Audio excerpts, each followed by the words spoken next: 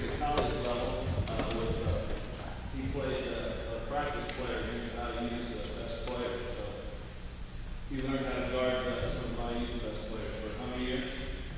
2 years. 2 years. This is he'll coach our freshman this year, and then this is Kyle Brewer. Most of you know him. He's our varsity assistant, and he's got probably twice as many years of experience at the varsity level than I do. So he's got all the wisdom.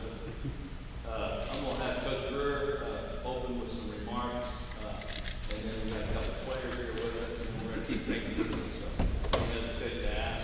Spence has got a sponge. He just wants to absorb it all and go out and become the coach of the year. He's already talking trash, I think, to some of you other coaches.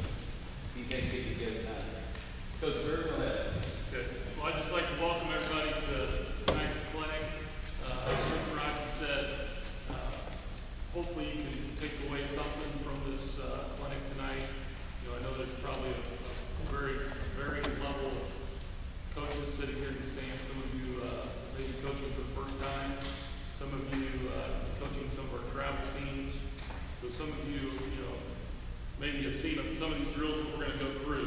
One of the things that I always try and do when I go to a clinic, we try and go to a clinic every year, is to watch the college teams play. And I always feel like it's a pretty valuable clinic if you can just take one thing away from that you can use when you're doing your coaching with your kids. We're really trying to reach out to you here and help you.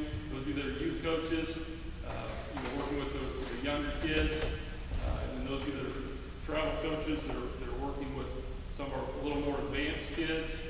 As we go through the drills, we're going to try and do some things that are a little more basic in each section at the beginning, and then try and make it a little more advanced as we go through each of the fundamentals as we work through it.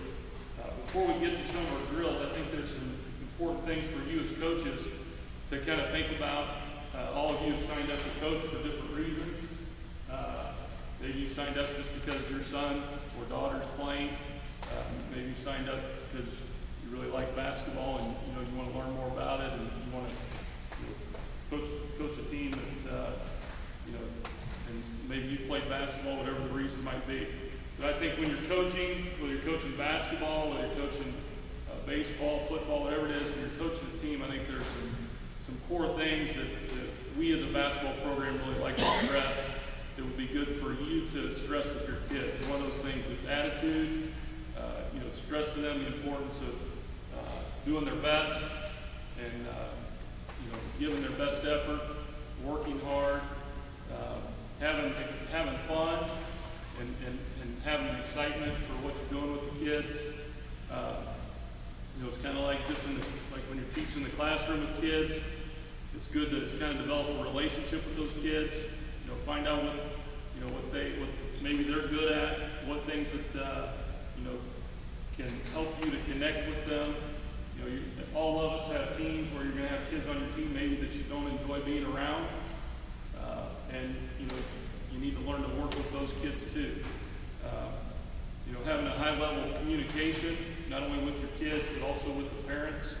When you're letting them know about practices, letting them know about just doing their best, communicating both with the kids and the parents. One of the things I think that sometimes we deal with in youth sports a little bit, and it kind of becomes a negative, is that overwhelming theory that the most important thing is that we win our game. And we do think that's important, but I do think it's when you're coaching youth kids, it's important that what does the word win mean? We've always kind of thought the word win means what's important now, them improving each day you work with them. As you're coaching the kids, be creative. We're going to show you some drills out here that we hope you'll try and use. They're not the only drills that you can use. We know that some of you are going to be real limited in space when you're practicing. You may only be in a half-court situation. You may only have 2 balls. Whatever the situation is, it's important to be creative. One of the things that I do, I've coached for 18 years, and I'm still always looking for creative ways that that we can work with our high school kids, work with 5th graders, whatever group it is that I'm working with, And there are all kinds of resources out there on the internet. You know, so just because we show you these drills on dribbling, ball handling, whatever it is, you know, there's a lot of things out there. So, you know, use your resources. Make things competitive for the kids as much as you can.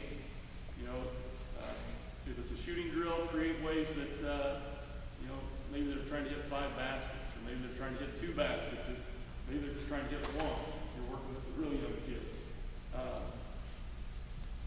But, you know, I hope that, the main thing, the reason we're all hopefully here to coach is hopefully, you know, to reach kids. You know, it's a reality, you know, in youth sports, as they go from youth sports all the way up to when they get to us. You know, right now I think I heard Nisha say there's about 800 kids in youth basketball. You know, when they get to be high school, you know, we might be dealing with just 3 kids on the girls' side and 3 kids on the boys' side. So it's not all about just developing varsity basketball players. It's also about developing good young kids and you know, teaching them how to become citizens and become